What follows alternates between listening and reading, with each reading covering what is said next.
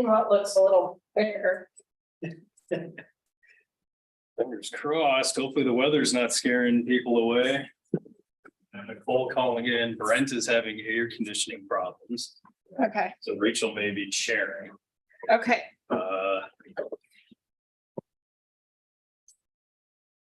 You're gonna need that air conditioner much longer. Yeah.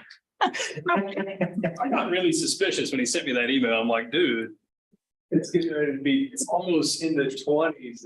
we're about to hit our first freeze. Meaningful one anyway. Yeah.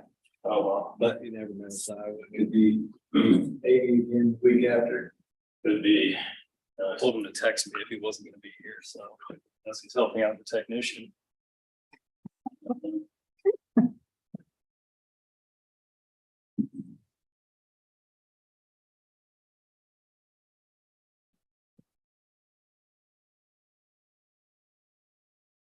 When's Beardsley open? I don't know. Public Works would know. Get asked about that? Daily, Just. secondly.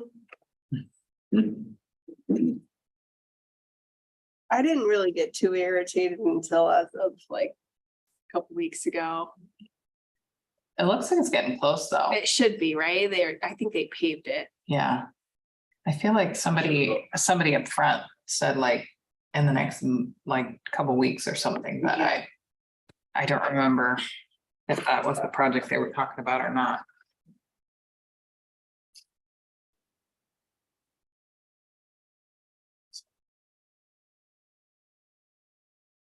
I'm sure Merle Huff residents are tired of all the traffic because that's the route I'm taking, which Oh. I'm always below 25 at least, but There are probably others that are not. yes.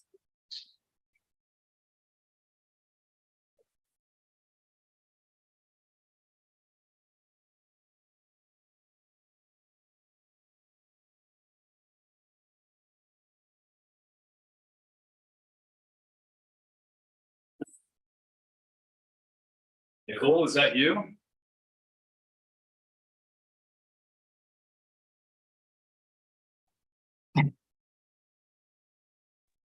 Oh, sorry, I was on mute. Nope, we got you. Thanks for calling in. Yeah, no problem.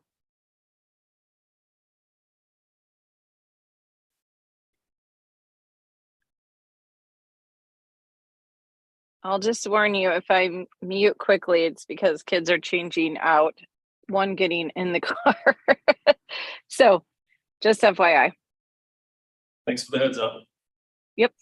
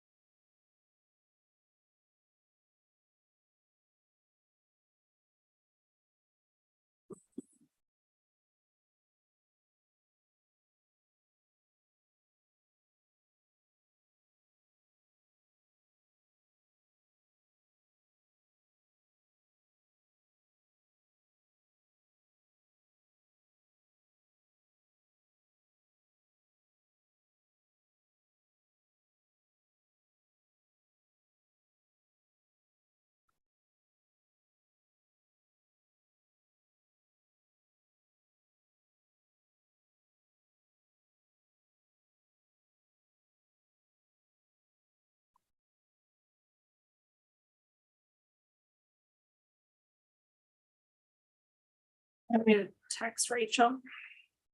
If you don't mind. think we're probably gonna be down Brent tonight. So. Did Rachel say she was coming?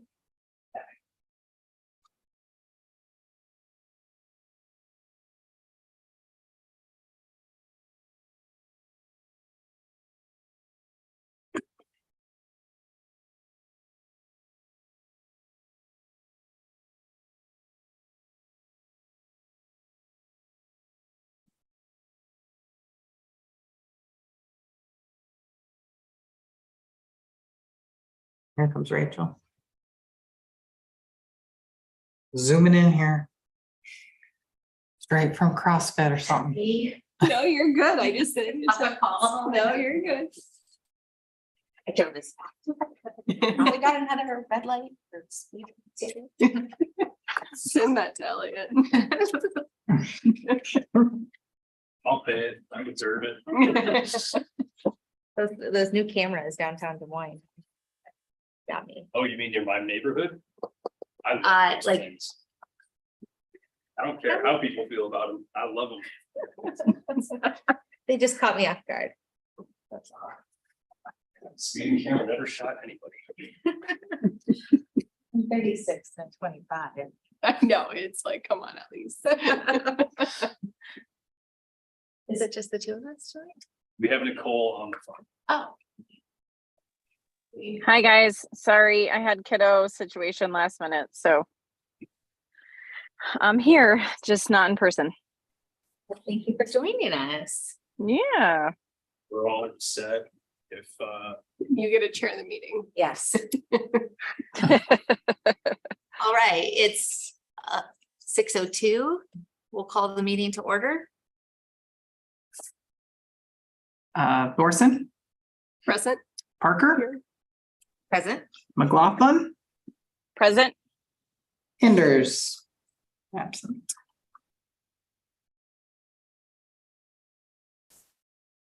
All right. Now, the next item is the approval of the agenda for tonight. Motion. I'll motion to approve. Nicole, you're gonna be on all motions and approvals. Okay, sorry, that part's new to me. I motion to approve as well. Seconded by Nicole. McLaughlin, Present.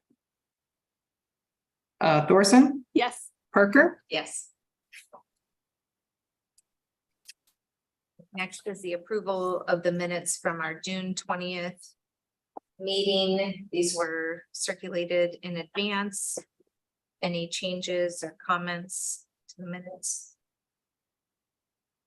I thought they look good, so I'll motion to approve. Second. McLaughlin, Second that motion. Sorry. Thorson. Sorry, there's a little bit of delay in my back and forth. So sorry. It's okay. Yes. Parker, Yes. thank you. All right. Now are opening the meeting. Welcome to our guests here tonight. Just one here. We're going to go through the new business on the agenda tonight, and you'll have the opportunity to come and speak at the microphone. Then I don't need to make a motion to open the new business item. I don't know, my friend does that. Okay, okay.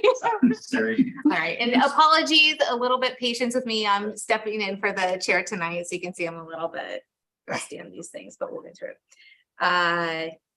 Tonight, the agenda item is a public hearing and recommendation on a variance request from Mark and Kelly Williams to permit the installation of a privacy fence exceeding 4 feet in height within the required front yard setback at 1127 Maple Avenue in Norwalk. Elliot, do you want to provide the staff report at this point? Let's open the public hearing Let's open the first public hearing. Do I need to? at whatever time it is. 6:05. Motion to approve or no? No. Okay. That's not necessary. So if you're ready, I can do staff report Yes, time. please hear the staff report. So, Mr. Williams, the way that this works is I'm gonna be explaining everything basically that was in the staff report, top to bottom. The Board of Adjustment is a quasi judicial body at the city level. And so it's vaguely courtroom-like in its legal strength. So that's why I have to go through every detail. It'll take about 10 minutes. And just so that you're fully aware of how all of this works, me as a staff member, I am hand tied by the state as to what I can and cannot recommend from a approval level. So just know that going in, and I'll go ahead and get started. So the property in question at 1127 Maple Avenue is in the northwest corner of the intersection of Maple Avenue and Cherry Street. As you can see here, southward facing house. The property is about 80 feet by 170 feet. It is located within the Founders District, which has a zoning class of RF, single family town center residential. We did the notices in the Des Moines Register on October 17th. And letters were also sent out to the neighboring property owners within 200 feet of what's going on. So the applicable code that I sent to everybody mostly deals with definitions and then the fence rules on corner yards. So just to be clear, in zoning language, a front yard is any yard that abuts a public street. Obviously, if you're on a corner lot, it seems weird that you'd call something a front yard if it's to the side of the house. In zoning language, it's still considered a front yard. So I included on here lot lines, front, those are the ones that adjoin the public street right of way. Front yard definition follows there. As far as the fencing rules go, the general premise with fences is that anything 4 feet or under can go right up to the property line as long as vision clearance is maintained. Now, typically what that involves is a 25-foot sight triangle on a corner lot. If it's a chain link fence, usually vision clearance isn't that much of an issue, but with a privacy fence, we do have a rule for blocking off the corner and routing it on the property line aside from there. Anything above 6 feet has to go behind the front building face if it's going into a rear yard. However, a fence up to or exceeding 4 feet up to 6 feet on a corner lot is permitted in the subordinate front yard, provided it maintains a setback from the right of way of 15 feet. In some of the older parts of town, it's not real clear where the right of way starts and ends, just because the streets were platted long ago. There aren't monuments in place to help us identify. So we go off of old building permits, which thankfully we do have the original building permit for the applicant's house. That helps us figure out where these things can go. And then with every staff report, I provide the Board of Adjustment powers and duties. So the request here is to allow for the 6-foot fence to go in that side front yard. We previously approved a permit for a 4-foot fence, which is there now. My assumption is that either those planks will be removed and new ones will be put up, or 2 feet of additional plank will be added, which does happen time to time. So as I mentioned before, lot is 80 feet by 170 feet. We believe that the home is centered on the lot. The original building permit says that it's a 40-foot wide house and it's 20 feet from each side lot line, which would put it in the middle, giving about 5 feet of space for privacy fence exceeding 4 feet on the east side of the lot. The original right-of-way for Cherry Street, I made a note here, it was platted at 40 feet. It has been expanded towards the high school since then. It's about 92 feet now. It appears that all of that right-of-way expansion was on the school side of the road and not towards Mr. Williams' house. It was a lot platted quite some time ago, so there are no easements on the property that would interfere with any kind of fence installation. So when we go through the facts, we talk about the key points from the zoning ordinance that are of contention. And I've said a couple times here, you can have a 4-foot fence right on your property line. Anything above that needs to be set back 15 feet. I would note, for the sake of the record that that setback regulation was added in 2013. So a lot of the lots around this property were platted without that rule in effect or in mind at all. I added another note there that on a typical lot platted today, we have 60-foot right of way. Back of curb is usually 16 feet from your property line. So a fence setback on a corner lot would be about 31 feet from the back of the curb. That's on a typical lot platted in 2023. So as I mentioned before, some of the points from the case, property was developed under old platting standards. We've added new rules since the plat was originally approved that may restrict the applicant from doing whatever he wants with his property. There is a privacy concern potentially with the lot. The applicant would like to put in a pool at some point, and it's the base requirement around a pool is 4 feet for a fence. That's a building code safety regulation. But having a full privacy fence for a backyard pool is a sensible thing, right? The applicant pointed out that the neighbor to the north has a fence with a similar alignment. I went back into our records and we do not have a permit for that fence. I think it's quite old.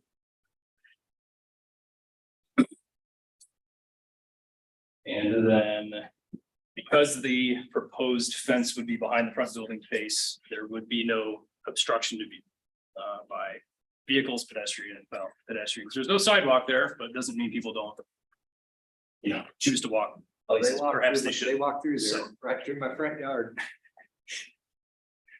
So in a Board of Adjustment hearing, the criteria we have to consider are threefold. Do the fence setback regulations create an unnecessary hardship? Targeting individual properties. Does the approval of a zoning variance have a negative impact on surrounding property owners? And then thirdly, does the site have any unique conditions preventing a alternative zoning compliant site design to that one proposed? So we've had variance requests on corner lot fences before. This isn't exactly new. And most of them kind of fall in the same category that the zoning ordinance, while restrictive, is not unfair in its restriction. It equally targets all corner lots, even if they were platted before or after 2013. So the code language in and of itself does not constitute a hardship. Obviously, the timing of the platting of the lot versus when new rules are added, 2 and 2 can be put together, right? Secondly, that lot sits in a built-out neighborhood, so there isn't going to be anybody adjacent, I don't think, that would be negatively affected by approving this. The school across the road doesn't really have development plans of the area immediately across Cherry. So staff doesn't believe that would cause a hardship for anybody neighboring. We received no comment from anybody about this either. I did get a phone call with a question, and it was a single question, over and done, nothing else.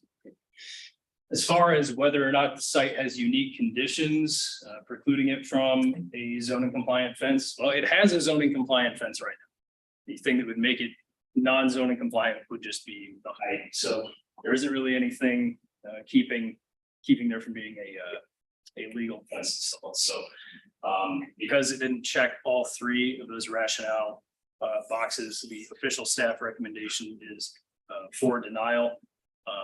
Duly noting the changes of the rules that have been added on since this lot was originally platted. So that's it for the staff report. I'm happy to answer any and all questions, and I'll leave it to the board. Thank you, Elliot. I had just a question on the 175A 30E, section E requirements. So this request here would otherwise satisfy 1 and 3 of those requirements, but it's not satisfying 2. Is that the issue? Correct. Yes. So the requirement for 2 would be a 15-foot setback. And what is the proposed setback here? I believe on the property line. Is that correct? Okay. Yeah, So 15 foot's gonna put it in the middle of my yard. I mean, that's ridiculous.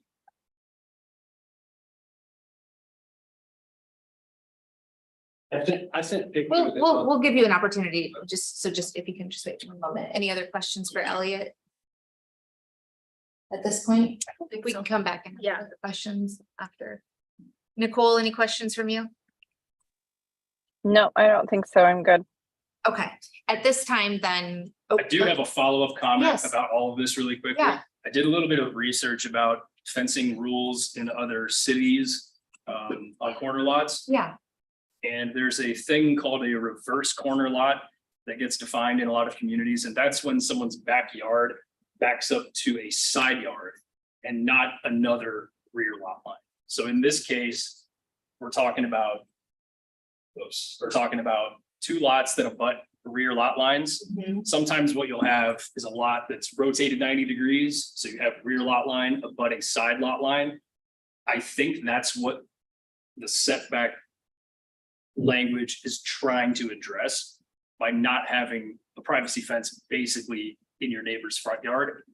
In a situation like this, from a zoning recommendation standpoint, my professional opinion is that the corner lot ordinance language should be for reverse corner lots rather than lots that back up rear to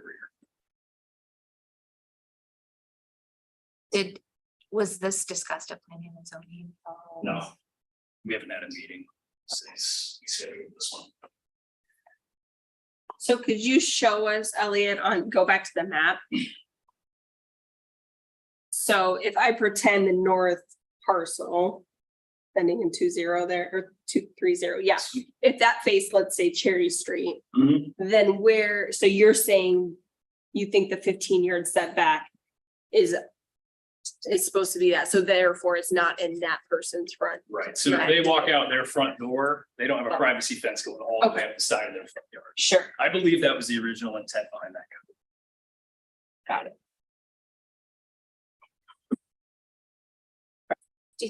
Yeah. Yeah, it also seems like it's visibility, vision, but that doesn't. So like, this would be a reverse corner lot relative to that property, right?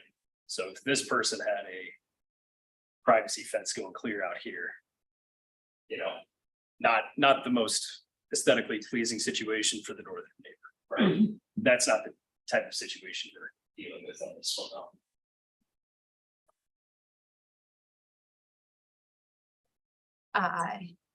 Thank you again for the statement. Elliot, staff report. At this time, we will invite the applicant up to the microphone. If you could state your name and your address, so we have that for the record, and then provide us any comments. My name's Mark Williams and I live at 1127 Maple Avenue. So if you want to share any of. So when I originally got my fence permit and found out I couldn't build a 6-foot fence, whoever approves the fences, he sent me something saying I could only build a 4-foot fence. I called him and he said, well, you know, my hands are tied. 2013, built a new development over here, front yards, adjacent backyards. Exactly what he just said. So they did it across the board. So I came to a city council meeting and said, hey, I'm not asking you to reinvent the wheel. I think it needs to be worded different. You know, if you got a backyard facing a backyard, you should be able to build a 6-foot fence, especially when my neighbor already has a 6-foot fence and my 4-foot fence looks really dumb butted up to his 6-foot fence. Not only that, I live across the street from the ball fields, which is up on a hill. And if you're up on that hill, you got clear view of my backyard. So springtime, when I put a 4-foot pool in, my wife and my kid is not going to have any privacy in this backyard, being in their swimsuits in a pool and on a deck in this backyard, period.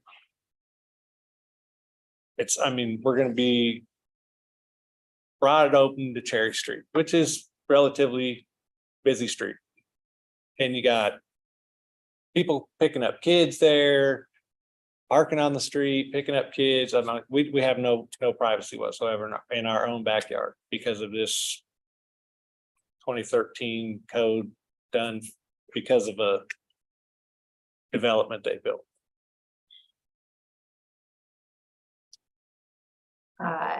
Does anybody have any questions for the applicant? I drove by Oh, sorry, go ahead.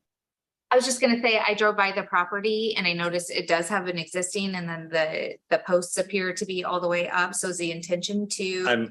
I'm hoping to get approval to build a 6 foot and it's gonna cost me another $500, but I'm gonna tear them pickets out and put another row of 2x4s up and put another $450 worth of pickets up. Nicole, sorry. Yeah, no, so that was basically kind of my question is, it sounded like there was already an existing fence. So I was just trying to understand if it was just going to be added to the top of the existing, like individual pieces of fence, the slatting. I didn't have a chance to drive by it, unfortunately, today. I looked at pictures online, but I was just trying to understand it from a visual standpoint, and how you kind of prepared to move to the next step. So you'll take all the existing stuff off and replace it. Is that correct? Is that what you Yes, just said? I plan on taking the rest of the way down my yard so people will quit walking through my yard and put a 4 foot fence. So I don't lose out on $450, $500 worth of pickets. So yeah, I would take them down and then get another permit to finish my 4 foot fence all the way up as far as I could go on the side of my house with the 4 foot pickets. Okay.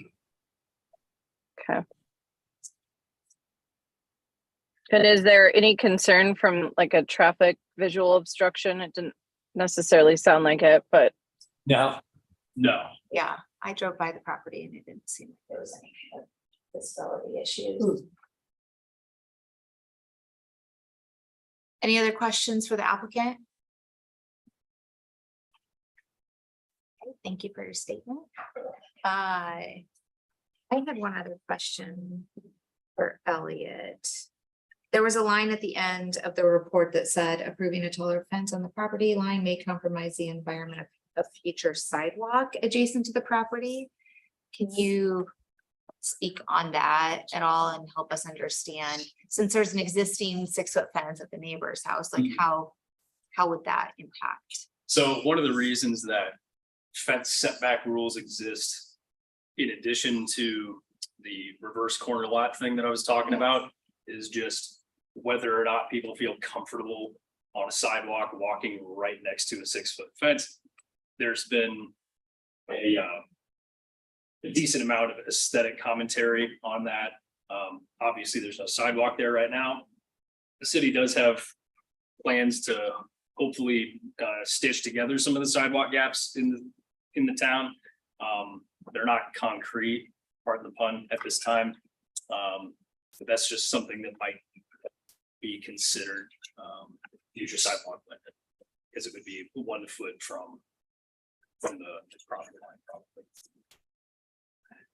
So what do we typically do in that case if there's an existing foot fence in the sidewalk It would area? still go in, and that's just. Just relocated. Okay.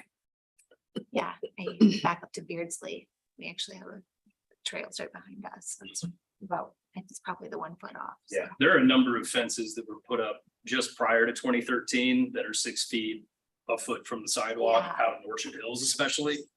So there's examples of it. It's not completely unheard of. Some of them were Yeah. built legally, others weren't. So this fence is on the property line. So from the property line out to the curb is city.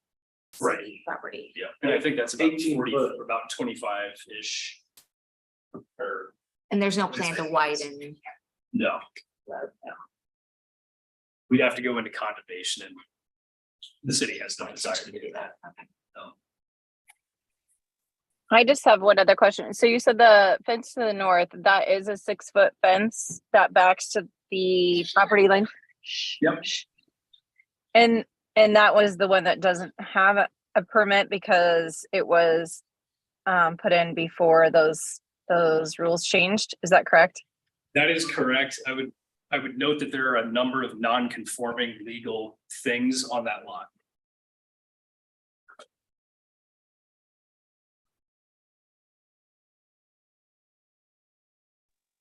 Sorry. So question, if will this fence then, Mr. Williams, will this fence then just line up to theirs and you'll use their existing fence for now? Yes, ma'am. It lines right up with it now as a 4-foot fence. Okay. And then what happens when, Elliot, this is maybe a better question for you. What happens if they have to replace that fence later on? Will they have to get a permit to then coincide with what he's doing or hoping to do? Or how does that work? You mean the neighbors to the north? Correct. Like if they, because like, yeah, if they had to replace that fence for some reason. I'm not 100% certain. I know that our ordinance on non-conforming uses of property has a provision about anything legally built under an old ordinance can be reconstructed up to a certain point. But I don't know the wording off the top of my head. So it may be a situation where they would have to come to Board of Adjustment and request basically the same thing, just trading rules. So yeah, I'm uncertain at this moment. Okay, no big deal. I was curious to see how that might affect everybody in the future is all.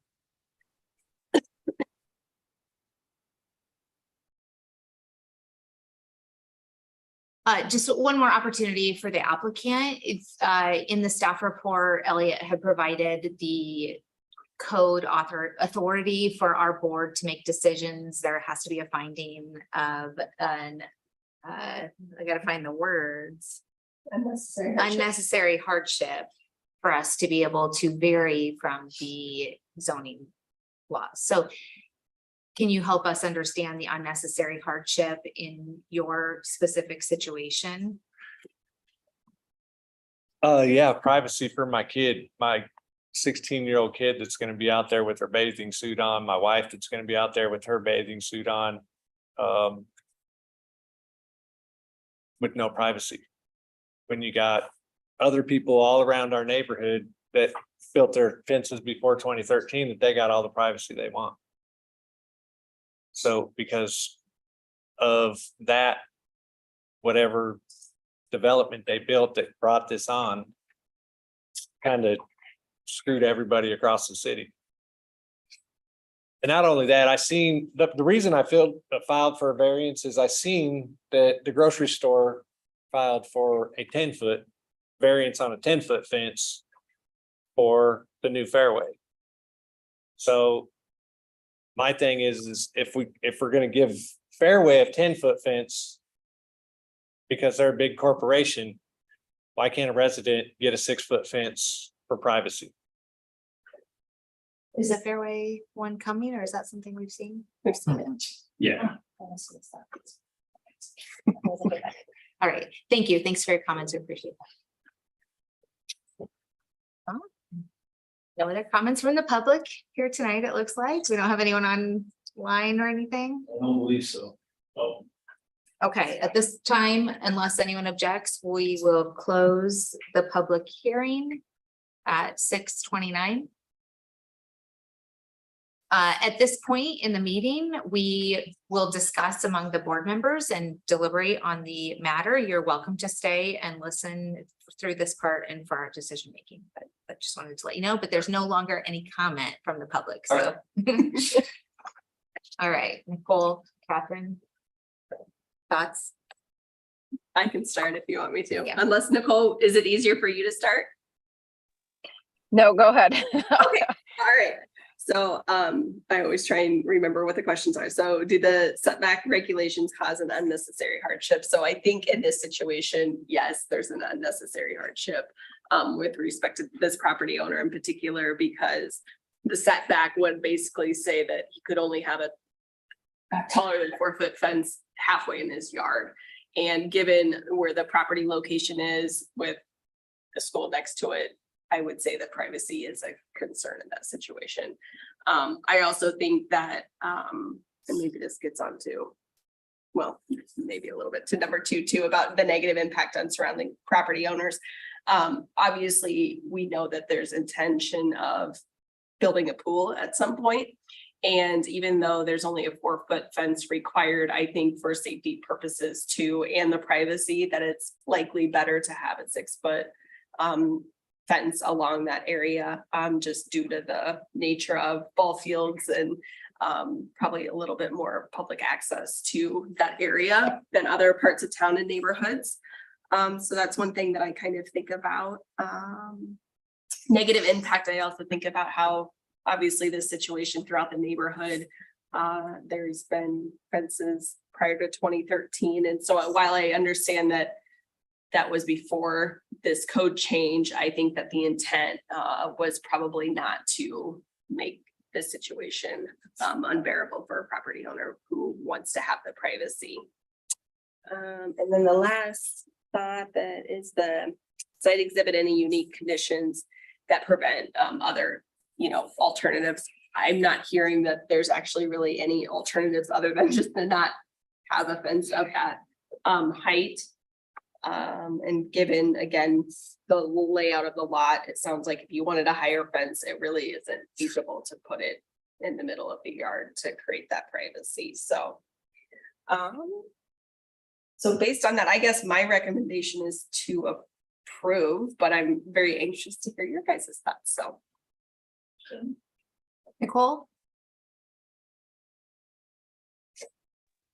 Sorry. Yeah, I mean, I agree with all those points, and especially from the safety standpoint. I mean, obviously, if there's people currently cutting through the yard, that would be a major concern from a safety perspective for me. So, and I would say the same thing. I mean, if there's already other properties out there, when I looked online and just kind of scoped around, it does look like the majority of those properties, which is why I asked the question, already have those fences in place. And so I think I'm okay with it. It's unfortunate that you have to go back and redo, but hopefully this works out for you. Thanks. I agree with what you walked through, Catherine. I think that there is an establishment of an unnecessary hardship here for the reasons discussed. I think the fact that this is so close to a school and a middle school, and I've been there, I've picked up there before, I know what it's like, that privacy, to be able to get privacy in that location, it really would require a 6-foot fence, which is not feasible based on these, the requirements of the code. I think that driving by the property, looking at the 4-foot fence as it backs up to a 6-foot fence, so far from the property that it's not like a visual impairment, it looks kind of silly as is, just as a 4-foot fence and not as a 6-foot fence. So I think that there has been an establishment of the criteria here sufficient. So I would entertain a motion at this point for approval of the request. So motion. I second that. Thorson, Yes. McLaughlin, Yes. Parker, Yes.